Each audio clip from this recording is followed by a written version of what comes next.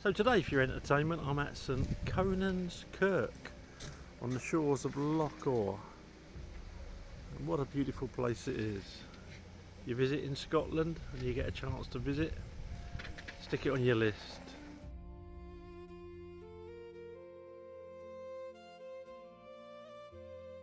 Today I've travelled to one of Scotland's most unusual, beautiful and frankly slightly bonkers churches, St. Conan's Kirk.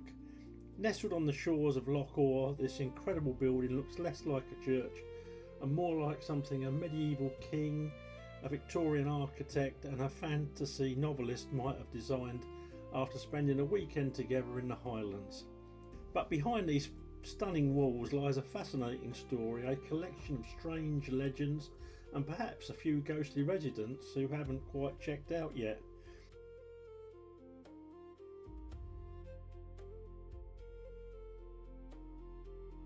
At first glance, St. Conan's Kirk doesn't look like a typical Scottish church.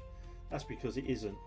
Construction began in the late 19th century and was largely the vision of one man, Reverend Walter Douglas Campbell. Now most ministers might write a sermon or organise a church fete. Walter decided he'd build an entire church, as you do. What started as a modest chapel slowly grew into an architectural masterpiece that combined Scottish baronial, Norman, Gothic, Romanesque and frankly whatever Walter thought looked cool at the time styles. The result is one of the most unique churches in Britain.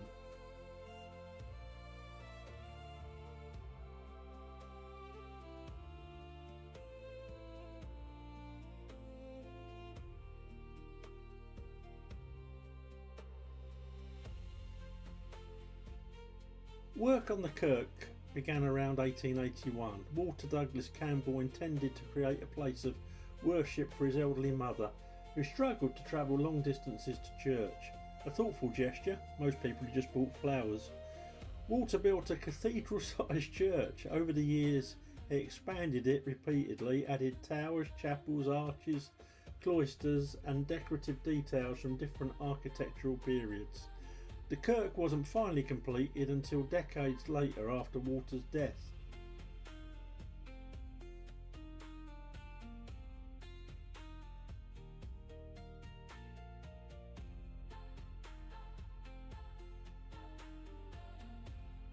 Every corner of the building tells a story. One of the most famous features is the Bruce Chapel. According to tradition, it contains a fragment of bone said to belong to Scotland's legendary king, Robert the Bruce. Now, whether that relic truly belongs to Robert the Bruce remains a topic of debate among historians. But let's be honest, if you're building a church that already looks like Hogwarts' Scottish cousin, adding a king's bone is exactly the sort of thing you'd do.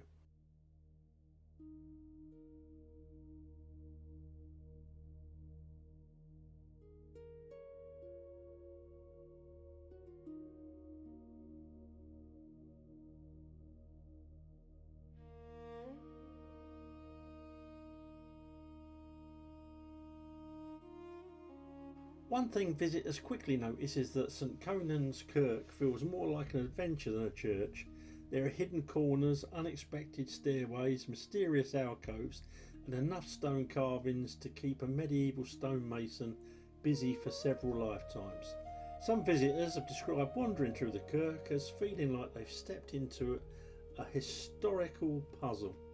Others describe it as feeling slightly eerie. And that's where things start getting interesting. Now, before we continue, it's important to say that there are no officially documented hauntings at St. Conan's Kirk on the scale of some of Scotland's more notorious ghost locations, but that hasn't stopped stories from emerging over the years. Visitors and locals have occasionally reported strange sensations inside the kirk. Some describe sudden cold spots despite calm conditions. Others mention the feeling of being watched while exploring the quieter sections of the building. A number of people have claimed to hear unexplained footsteps when nobody else appears to be around. Now, this is a large stone building, old churches creak, wood settles, stone expands and contracts, and sometimes your own footsteps echo back at you. But where's the fun in that? And I will say this, when I was near Robert the Bruce's tomb, Very rarely does my electromagnetic field gauge change from green. It did here, and yeah, it definitely the temperature seemed cooler, and that EMF definitely went whappy. So yeah, it makes you wonder.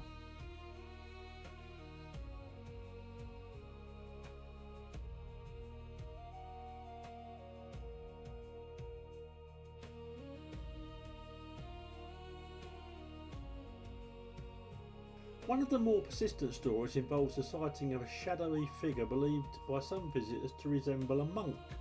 Witness descriptions vary, but reports often describe a dark figure being briefly in peripheral vision before disappearing. Could it be imagination? Could it be unusual lighting?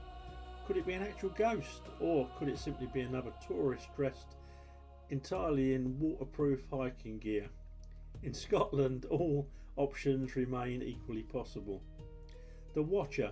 Another recurring theme in visitor stories is the sensation of being observed. Yeah, you definitely get that feeling. Several people have reported turning around expecting to find someone standing behind them, only to discover they're completely alone. Although, to be fair, if I were a ghost, spending eternity in a building this beautiful wouldn't be the worst retirement plan.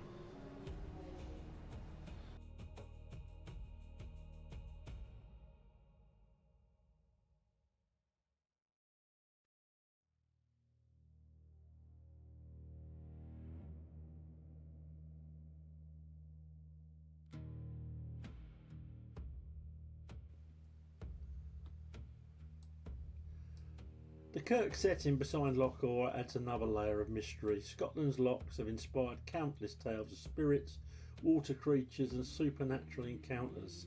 The surrounding landscape has witnessed centuries of clan warfare, tragedy, triumph, and folklore. When you stand here looking across the water, it's easy to understand why stories endure. The scenery feels timeless, and on a misty day, just a little bit haunted.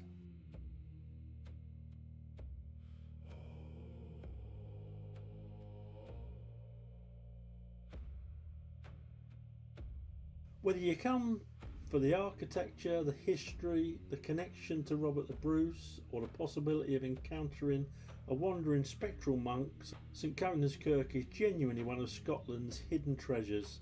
It's a place where history and imagination seem to meet, a building created through passion, creativity, and a healthy disregard for architectural restraint.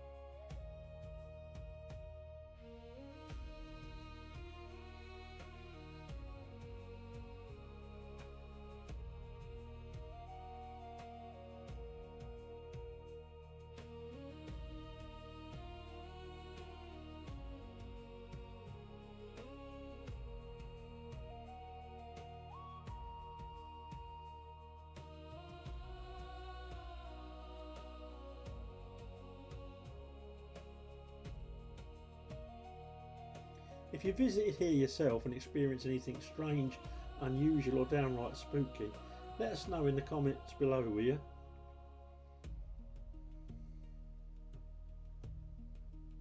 Oh, and don't forget to subscribe and ring the bell so you never have to miss another haunted adventure.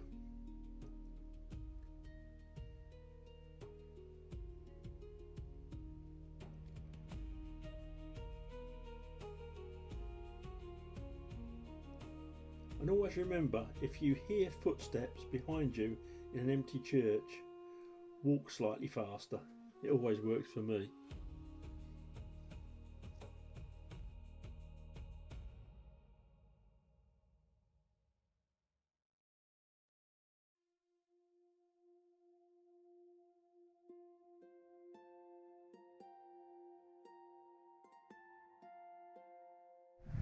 So there we have it, St. Conan's Kirk.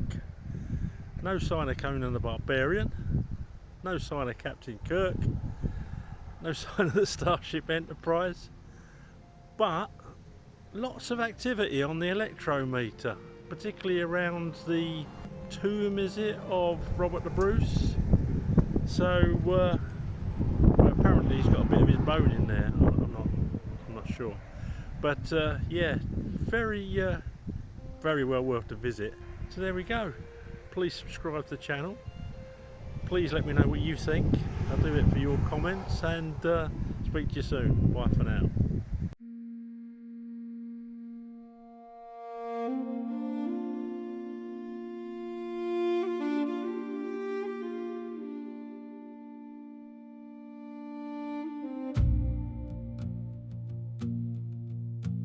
Stone on stone I came alone, past the gate of you. Cold brass lamp, a prayer cut short, and your name carved through. Moss on the stair, old salt in the air, my hands knew where to go. A black bell slept in the rafters, like a mouth I didn't know. Siore, siore, it pulls me near. Siore, siore, I hear you here. Black bell cloister, call my name. Black bell cloister, keep